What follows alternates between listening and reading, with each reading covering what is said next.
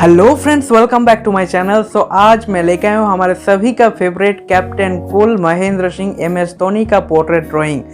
Colour pencil से MS Dhoni का portrait, realistic portrait drawing show video बहुत ही इंटरेस्टिंग होने वाला है। वीडियो को ज़रूर लास्ट तक देखना और प्लीज़ यार, बहुत मेहनत करने के बाद एक वीडियो बनता है, सो वीडियो को लाइक ज़रूर करना, कमेंट करके बताना कैसा लगा और चैनल को ज़रूर सब्सक्राइब करके जाना। तो वीडियो शुरू करते हैं।